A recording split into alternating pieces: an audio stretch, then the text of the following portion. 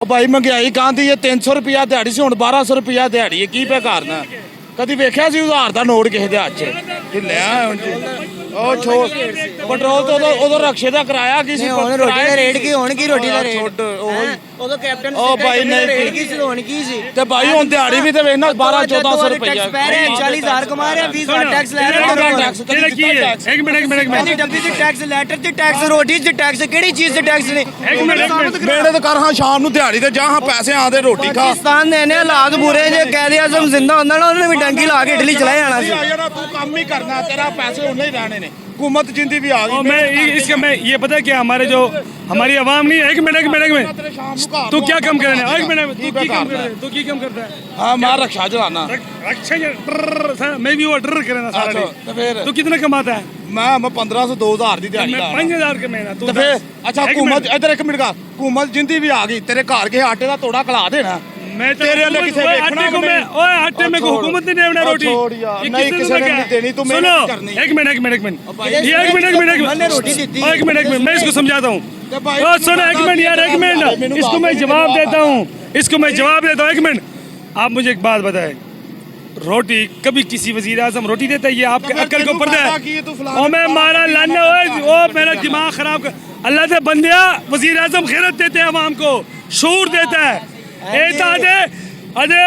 heart और mind लख दी लानत है काम में जाना जिनको पता है क्या नहीं कि माइंड क्या है और हार्ट क्या है असम्बली ਦੇ ਵਿੱਚ ਖੜ ਕੇ ओए ये सानू सारा पता है रोटी कोई नहीं देता रिज़्क का वादा अल्लाह ने किया हुआ है यार ये ये हमारा- हमारा तोरे उथों तक जाना भी है कि नहीं तू हुकूमत बदलन दिया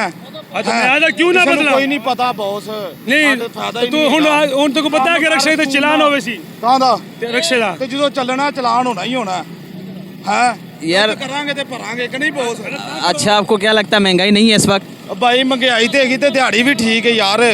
ਜਦੋਂ ਅੱਜ ਤੋਂ 10-12 ਸਾਲ ਪਿੱਛੇ 7-800 ਰੁਪਇਆ ਦਿਹਾੜੀ ਗੁਜ਼ਾਰਾ ਕਰਦੀ ਸੀ ਆਮ ਹੈ ਹੁਣ ਇਹ ਥੋੜੀ ਮਹਿੰਗਾਈ ਵੱਧ ਗਈ ਤੇ ਦਿਹਾੜੀ ਵੀ ਵੱਧ ਗਈ ਗੱਲ ਉੱਥੇ ਹੀ ਹੈ बिजली के बिल आपको लग रहे हैं ये 1200 या 1000 रुपए के हिसाब से ठीक आ रहे हैं ਭਾਈ ਜਿੰਨੀ ਵਰਤਾਂਗੇ ਉਹਨਾਂ ਦੇਣਾ ਹੀ ਦੇਣਾ ਕੋਈ ਅਸੀਂ ਮੰਗਣ ਵਾਲੇ ਥੋੜੇ ਆ 1000-1200 रुपए की जो दिहाड़ी पे काम करने वाले लोग हैं वो 35 हजार के बिल कैसे देंगे ये भाई ये तो बात गलत है क्योंकि टैक्स जो है ना ज़्यादा ही डाल रहे हैं ठीक है तो इस बात पे एक मिनट खलोया अब भाई एक मिनट गल सुन माड़े बंदे जड़े ने ना वीर उन्होंने वास्ते ते नुकसान है ठीक है पहले लोग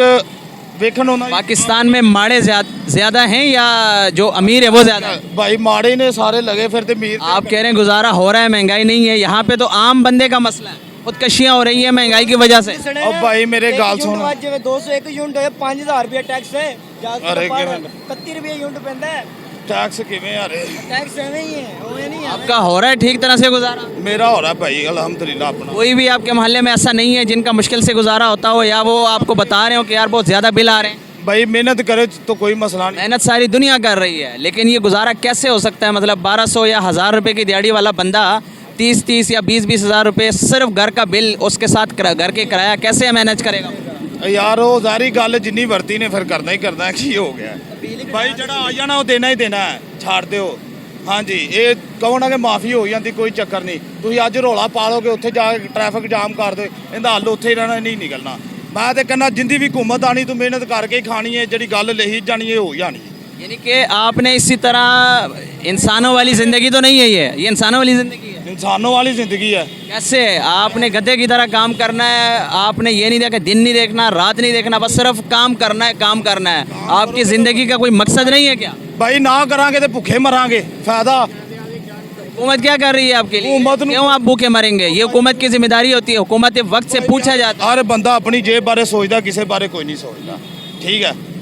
आप मौजूदा हुकूमत की कारकर्दगी से मुतमईन हैं खुश हैं मैं किसी से भी मुतमिन नहीं हैगा बॉस किसी से भी मुतमिन नहीं हैगा हाँ जी तां करके अपनी लाइफ आप गुजार रहे हैं आप किससे खुश हैं किसी तो भी नहीं खुश हैगा